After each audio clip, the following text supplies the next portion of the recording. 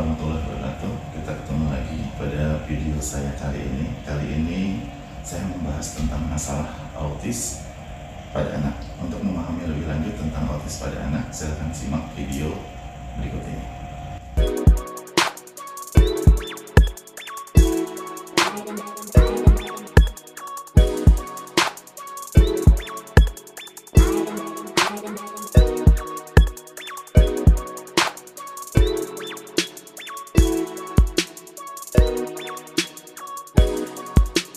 Seringkali kita dapatin keluhan dari orang tua di masyarakat bahwa anaknya telah dilabeli, bahkan divonis menderita autis. Hal ini cukup membuat tidak nyaman bagi banyak orang tua karena dia merasa anaknya atau dia tidak berketurunan autis, sehingga didiagnosa autis maka dapat menyebabkan sakit hati pada orang tua. Oleh karena itu kita masyarakat awam diharapkan untuk tidak asal menjudgment untuk memvonismen seorang anak itu autis, karena tidak begitu mudah mendiagnosa seorang anak ini autis. Serahkan kepada ahlinya untuk mendiagnosa autis. Anda cukup katakan kepada orang tuanya, kayaknya ada sesuatu hal yang tidak tepat pada anak Anda, lebih baik Anda konsulkan kepada ahlinya. Jadi Anda bisa datang ke ahli tumbuh kembang, ke spesialis neurologi anak, atau ke psikiater, atau ke psikiatri, ya, untuk mengetahui penggalian lebih dalam mengenai anak Anda ini seperti apa. Nah, sekarang diagnosa di masyarakat yang mengatakan tentang anak seseorang itu autis itu biasanya didasari pada dua hal, yaitu satu, anak tidak memberikan perhatian pada orang yang mengajak dia berbicara, dan yang kedua, dia tidak mampu mengeluarkan bahasa. Maka diagnosa oleh masyarakat awam ditegakkanlah bahwa anak tersebut autis. Benarkah anak tersebut autis hanya karena dua hal ini? Nah, untuk menjawab hal ini, makanya saya buat video saya sebelumnya mengenai anak terlambat berbicara. Saya jawab yang kedua dulu, anak terlambat berbicara. Anak terlambat berbicara ternyata pada saat diintervensi segera, maka dapat diperbaiki dengan baik, ya, terutama pada usia 2,5 sampai dengan 3 tahun, karena plastisitas otak atau kondisi otak untuk berhubungan satu sama lain, untuk tumbuh dengan baik, itu jauh lebih cepat dibandingkan anak yang jauh lebih tua, yaitu di usia 4 sampai dengan 5 tahun. Pada saat kita melakukan intervensi bicara ini, dan ternyata setelah 1 tahun bahkan sampai 1,5 tahun mengalami kegagalan, maka kemungkinan besar anak ini masuk ke dalam kondisi benar-benar autis. Yang pertama, benarkah hanya karena dia tidak memperhatikan bahwa dia bisa dianggap autis? Saya mengatakan tidak. Kenapa tidak? Karena manusia itu akan memberikan respon pada sesuatu hal jika sesuatu hal itu dianggap penting. Bila sesuatu hal itu tidak dianggap penting, maka dia tidak akan memberikan respon, ya. Jadi misal kita panggil, dia tidak memberikan respon, berarti panggilan kita dianggap tidak penting. Nah, untuk mementingkan panggilan kita kepada anak tersebut, maka kita berikan respon yang begitu kuat, misalnya dengan memegangnya, ya, dengan menggoyangkan tubuhnya untuk dia memperhatikan kita. Nah, anak yang tidak autis bisa jadi dia akan melihat kita sebentar, kemudian dia beralih lagi ke perhatian yang lain, karena dia dengan proses berpikirnya sendiri tentang sesuatu hal yang dia sedang asik.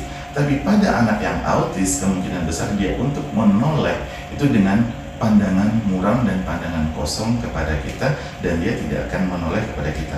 Maka di sini kemungkinan besar kita dapat menambahkan satu kriteria diagnosa dari autis.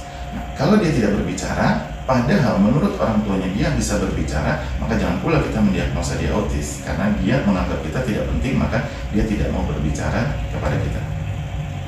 Sedangkan fokus perhatian tadi juga orang tuanya mengatakan, ya saat ini mungkin dia tidak mau memperhatikan kamu, tapi kalau di rumah, ya siapapun yang sudah dia kenal akrab dengan dia, maka dia memperhatikan kok kalau dia dipanggil. Nah, sekali lagi, maka diagnosa ini tidak dapat ditegakkan dengan pasti. Kalau begitu bagaimana menegakkan diagnosa pasti dari autisme ini sendiri? Bagaimana diagnosa dari seorang penderita autis?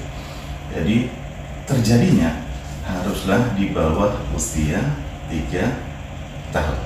Jadi kalau sudah di atas 3 tahun, beda lagi. Misal, jadi kan kalau ada seseorang Ya, seorang anak bisa berbicara, kemudian di umur 4 tahun dia mengalami panas tinggi, kejang, atau terbentur kepalanya, kemudian hilang bahasanya, berarti dia tidak termasuk ke dalam kondisi autis. Ya.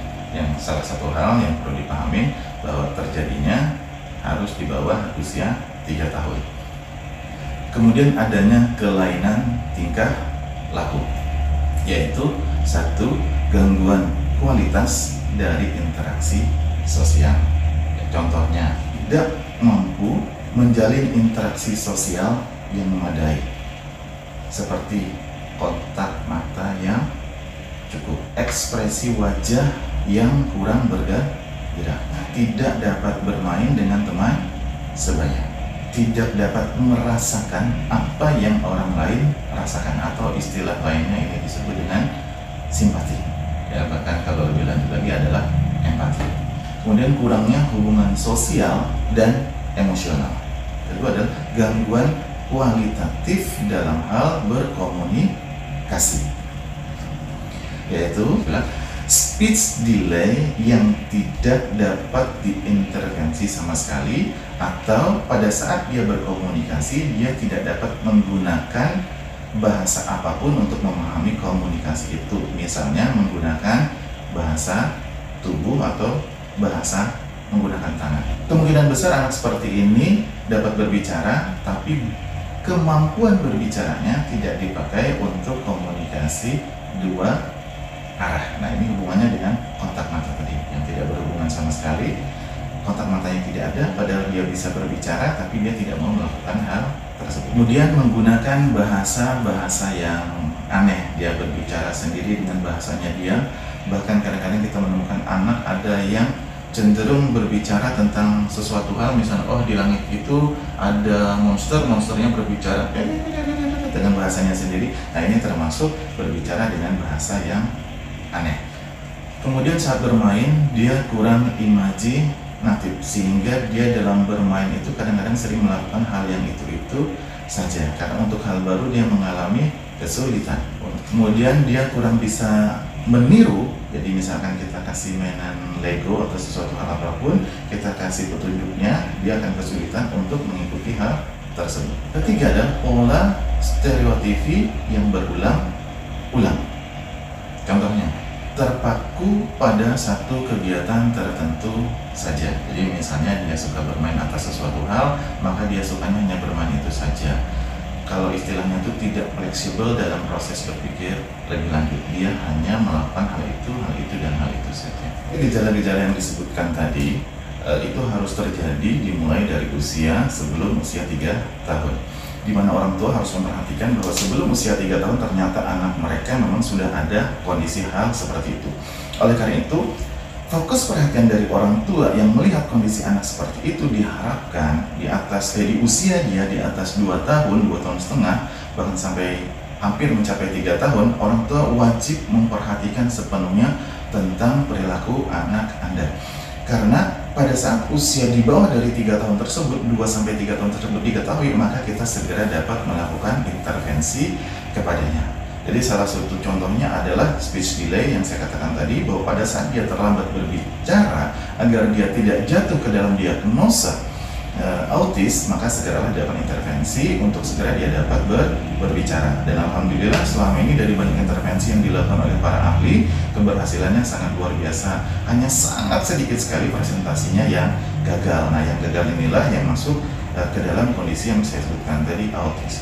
Kemudian misalnya ada anak-anak yang emosional, ada anak-anak yang keras kepala, ini pun dilakukan intervensi lebih dahulu sehingga terjadi proses perbaikan, sehingga pada saat usia di atas 3 tahun maka dia dapat memahami terutama rasa simpati kepada orang lain, tidak bersikukuh dengan dirinya, kemudian dia dapat bersosialisasi dengan baik pada kawan-kawan sebayanya, terutama kawan-kawan yang baru masuk di sekolahnya. Nah, sehingga dia dapat menjadi seperti anak normal lainnya. Hal penting lainnya yang harus diperhatikan oleh orang tua dari seorang penderita autis adalah hal apa yang menyebabkan, atau hal terbesar apa yang menyebabkan terjadinya anak kita dapat menjadi atau masuk ke dalam kondisi autis ini. Jadi penyebab terbesar dari penelitian banyak para ahli adalah ditemukan adanya air raksa. Jadi ditemukan adanya air raksa di dalam darah pencernaan bahkan di rambut seorang anak yang menderita autism. Dari anak-anak yang mengalami kondisi perilaku yang aneh seperti yang disebutkan tadi, ternyata pada saat kita lakukan intervensi dia dapat terjadi perubahan dengan segera, maka anak tersebut tidak dapat dikategorikan ke dalam kondisi autis. Tapi pada saat anak-anak tersebut positif dengan logam-logam berat, terutama merkuri atau air raksa atau Hg kode kimianya, maka anak ini sangat sulit sekali untuk kita perbaikin. Ya, ada 1-2 orang anak lah dari selama ini yang ditangani yang benar-benar sulit untuk diperbaikin karena positif atau ditemukannya adanya merkuri pada saat dilakukan pemeriksaan rambutnya. Dan kadar merkuri pada pemeriksaan di rambut itu jauh lebih tinggi dibandingkan di bagian tubuh yang lain, sehingga pemeriksaan ini jauh lebih penting lagi. Ya, sehingga pemeriksaan ini jauh lebih baik dengan menggunakan rambut. Pada anak yang terpapar merkuri ini biasanya daya tahan tubuhnya lemah atau rendah, ya, sehingga menyebabkan anak-anak yang terpapar merkuri daya tahan tubuhnya menjadi sangat kurang. Merkuri ini pula yang membuat tubuh lebih lanjut dia akan merusak pertumbuhan sel-sel saraf, sehingga ini yang menyebabkan terjadi perubahan tingkah laku pada seorang anak karena kerusakan sel saraf akibat dari adanya merkuri.